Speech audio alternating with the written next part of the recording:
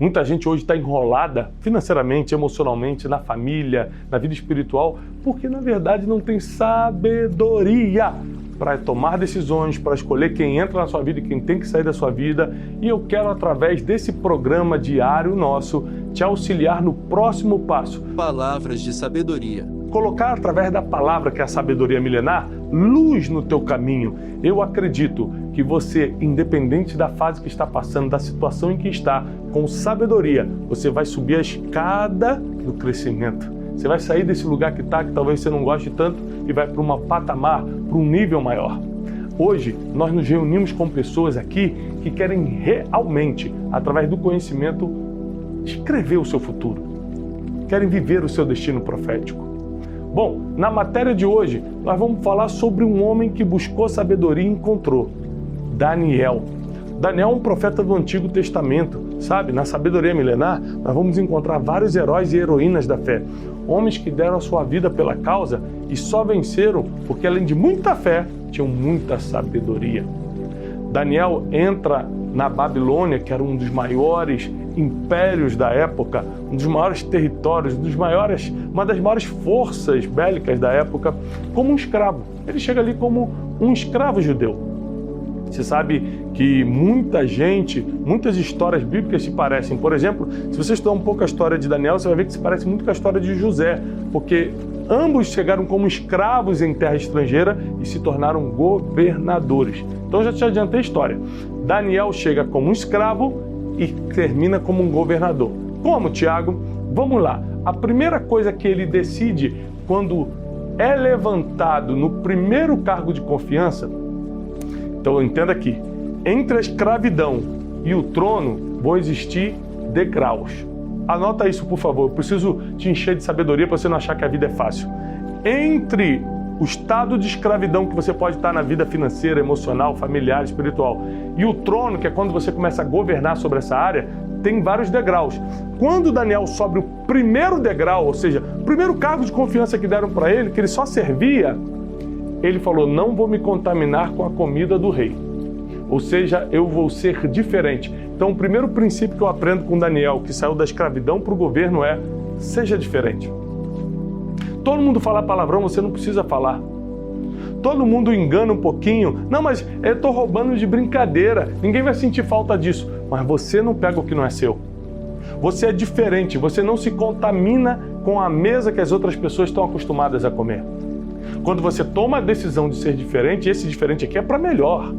Eles podem caçoar de você, eles podem querer te colocar para baixo porque você não está entrando na deles, mas depois eles vão reconhecer que a referência é você. Querido, querida, se você seguir pelo caminho do bem, que é ser diferente, ou seja, não comer na mesa que todo mundo está comendo, no sentido de que eu não faço o que todo mundo está fazendo, você vai se diferenciar e vai se destacar. Lembre-se, eu não vou ficar caminhando pelo caminho largo só porque os amigos, os colegas não aguentam caminhar pelo estreito comigo. Eu não vou me adaptar ao que eles querem, eu vou ser diferente como Daniel fez. Segunda coisa, Daniel resolveu melhorar sua aparência. Como é que ele fez isso, Tiago? E por que ele fez isso? Ao decidir não comer da comida do rei, ele ficou 21 dias comendo legumes. E no final dos 21 dias, todo mundo percebeu que a aparência dele era melhor do que de todo mundo. Presta atenção, pode ser coincidência, mas eu não acho. Eu acho que a aparência importa. Não importa para Deus, porque Deus só vê o coração, mas importa para quem vai te contratar, importa para quem vai namorar com você, importa para quem vai te colocar numa oportunidade. Então Daniel cuidou da aparência dele, ou seja, nos 21 dias de jejum, ele deve ter entrado em forma, o rosto estava mais feliz. A Bíblia diz que o rosto dele brilhava. Então nós precisamos entender que nós nos destacamos não só porque nosso caráter é aprovado, porque a gente não faz o que os outros fazem, mas também porque nós temos uma boa aparência. Se você vê isso na história de Davi, isso se repete. Quando o servo de Saul escuta que o rei Saul estava querendo alguém para tocar harpa para ele, fala assim, eu conheço um menino, belemita, Davi, olha só, ele fala muito bem, ele toca bem o instrumento, ele se veste muito bem e o Senhor era com ele. Ou seja, dentro do currículo de Davi, a aparência estava ali. A aparência não é ser bonito, é você se cuidar. A aparência não é se você ser uma mulher linda, é você ser cuidadosa com você. Como é que nós vamos amar o próximo se a gente não ama a gente mesmo? Nós precisamos entender que sermos diferentes, primeiro no caráter, segundo na aparência. Você não precisa botar roupas chamativas para ser diferente. Você precisa ter um bom caráter para ser diferente. Você não precisa fazer uma operação plástica para ter boa aparência. Você precisa cuidar de você. Ou seja, a desculpa pode ser dinheiro. Eu não tenho dinheiro para fazer tal coisa. A desculpa pode ser educação ou cultura.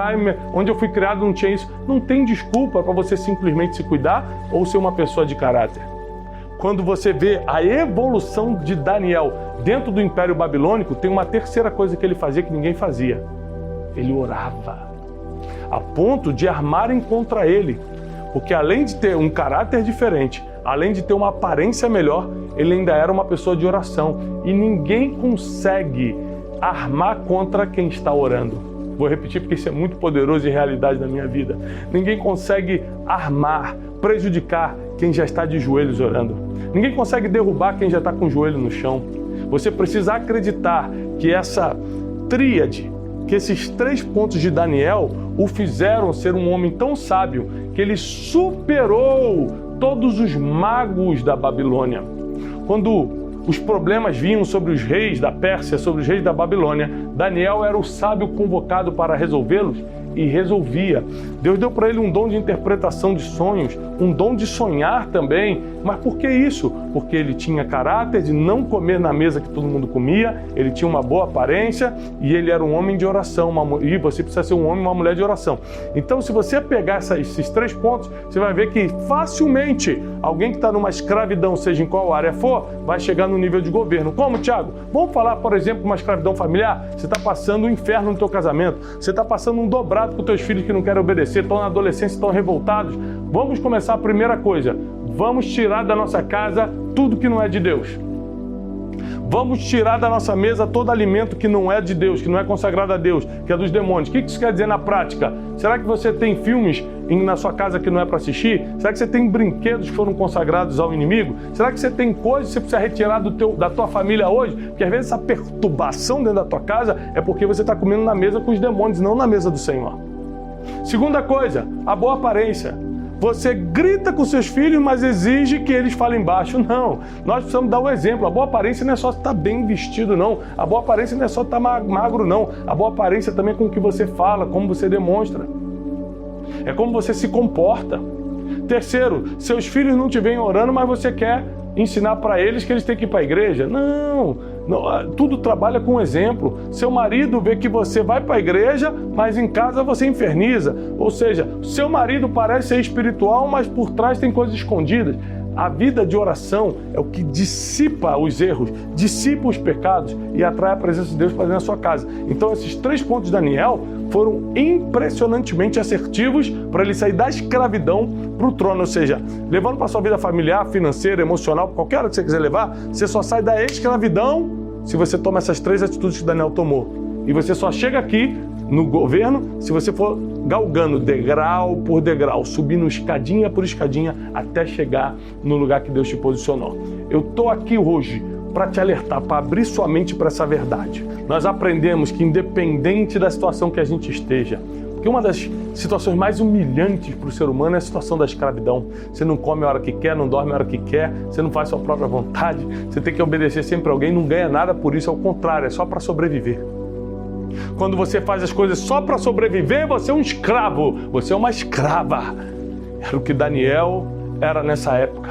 Tinha que fazer só para sobreviver. Mas dentro desse estado de sobrevivência, ele tomou atitudes que tiraram ele da escravidão para o governo. Você não pode desistir de ser uma pessoa de caráter mesmo em tempos de escravidão. Você não pode desistir de ser uma pessoa de boa aparência mesmo que a vida não esteja fácil para você. Você não pode desistir de ser uma pessoa de oração mesmo que as tempestades estejam batendo no seu navio.